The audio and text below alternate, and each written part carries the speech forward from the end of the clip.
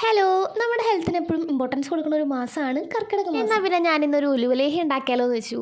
അതിന് നമുക്ക് ഫസ്റ്റ് തന്നെ 100 ഗ്രാം ഉലുവ 6 to 8 hours ഒന്ന് സോക്ക് ചെയ്ത് ഒരു 500 ഗ്രാം ശർക്കര ഇതുപോലെ ഒന്ന് മെൽറ്റ് ചെയ്യാം. ഇനി ഒരു 1/2 ടീസ്പൂൺ ജീരകവും 1/2 ടീസ്പൂൺ ഏലക്കായനെ ഒന്ന് ചൂടാക്കിയതുപോലെ പൊടിച്ചെടുക്കണം. കൂടെ തന്നെ വലിയൊരു നാളികേരത്തിൻ്റെ നാളികേരപ്പാൽ കൂടി നമുക്ക് വേണം. അതിനായി നമ്മൾ ഒരു ഗ്ലാസ് വെള്ളം ഒഴിച്ച് അരച്ചെടുത്ത ഒന്നാം പാലും 2 ഗ്ലാസ് വെള്ളം ചേർത്ത് അരച്ചെടുത്ത രണ്ടാം പാലും മാറ്റി വയ്ക്കുക. ഇനി നമുക്കൊരു കുക്കറിലോട്ട് സോക്ക് ചെയ്യാൻ വെച്ചിട്ടുണ്ടായിരുന്ന ഉലുവേന ഇട്ട് കൊടുക്കാം.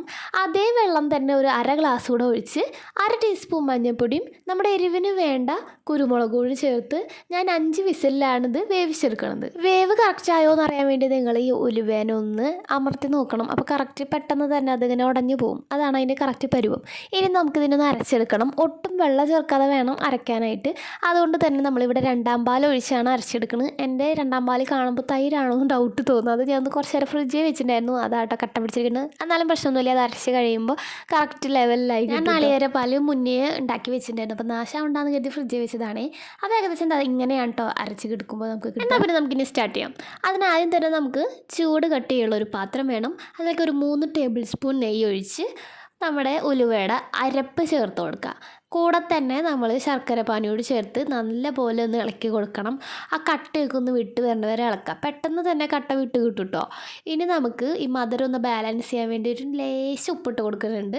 അതിൻ്റെ കൂടെ തന്നെ നമ്മുടെ രണ്ടാം പാലൂടെ ഒഴിച്ച് കൊടുത്ത് നന്നായി ഒന്ന് ഇളക്കണം. അങ്ങനെ നമ്മളൊരു കുറച്ച് ടൈമൊക്കെ ഇളക്കി കഴിഞ്ഞ് അങ്ങനെ വെക്കുമ്പോൾ അത് നല്ല പോലെ വന്ന് ഇതുപോലെ തിളച്ച് മറിയുന്ന ടൈം ആകുമ്പോൾ നമ്മൾ അതിലേക്ക് നമ്മൾ പൊടിച്ച് വെച്ചിട്ടുണ്ടായിരുന്ന ഏലക്കായും ജീരകവും ചേർത്ത് ഇനി നല്ലതുപോലെ ഒന്ന് ഇളക്കാം.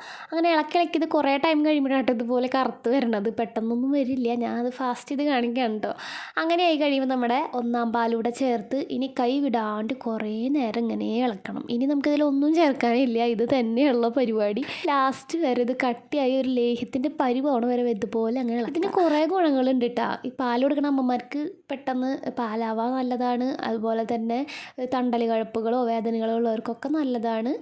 ഒപ്പം മുടി നല്ല വളർച്ച ഉണ്ടാവാനും മുടി കൊഴിച്ചിൽ കുറയാനും പിന്നെ സൗന്ദര്യത്തിനും എല്ലാം കൊണ്ടും നല്ലൊരു സാധനമാണ്. പെൺകുട്ടികളൊക്കെ എന്തായാലും കഴിക്കുക. പ്രത്യേകം ശ്രദ്ധിക്കേണ്ടത് 18 വയസ്സിന് മുകളിലുള്ളവർ മാത്രമാണ് ഈ ലേഹ്യം കഴിക്കാൻ പാടുള്ളൂ. കുട്ടികൾക്ക് കൊടുക്കരുത്. അവർക്ക് വേണമെങ്കിൽ നമുക്ക് വേറെ ബദാം ലേഹ്യമൊക്കെ ഉണ്ടാക്കി കൊടുക്കാം. അപ്പോൾ നമ്മുടെ ലേഹ്യം ഇവിടെ സെറ്റായി വന്നിട്ടുണ്ട്. ഇത് ഞാൻ ഉണ്ടാക്കി കഴിഞ്ഞ വശം ഒന്ന് ടേസ്റ്റ് നോക്കിയിട്ടുണ്ടായിരുന്നു. അപ്പോൾ ഇത്തിരി കയ്പ്പാണ് മുന്നിൽ നിൽക്കുന്നുണ്ടായിരുന്നത്. ഇതിപ്പോൾ കുറച്ച് നേരം വെച്ചതിന് ശേഷമാണ് കഴിക്കാൻ പോണത്. എനിക്ക് നല്ല ടെൻഷൻ ഉണ്ടായിരുന്നു കയ്പ്പാവുമെന്ന് കരുതിയിട്ട്. പക്ഷേ സത്യം പറയാതെ കഴിച്ചപ്പോൾ വലിയൊരു കയ്പ്പൊന്നും തോന്നിയില്ല. കൂടുതൽ എനിക്ക് എരിവാണ് തോന്നിയത്. എനിക്കാണെങ്കിൽ എരിവ് ഭയങ്കര ഇഷ്ടമാണ്. അതുകൊണ്ട് പിന്നെ എനിക്ക് സുഖമായിട്ട് കഴിക്കാൻ പറ്റുന്നൊക്കെ ഉണ്ട്. അപ്പോൾ നിങ്ങൾ എന്തായാലും ട്രൈ ചെയ്ത് നോക്കാം. നമ്മുടെ കർക്കിടക മാസത്തിന് ഏറ്റവും ബെസ്റ്റാണ് ശരീരത്തിനായാലും. അപ്പോൾ വീഡിയോ ഇഷ്ടപ്പെട്ട എല്ലാവരിലേക്ക് നമ്മുടെ ചാനൽ ഇതുവരെ സബ്സ്ക്രൈബ് ചെയ്തിട്ടില്ലെങ്കിൽ ഒന്ന് സബ്സ്ക്രൈബ് ചെയ്ത് സപ്പോർട്ട് ചെയ്യണേ. Tata bye bye.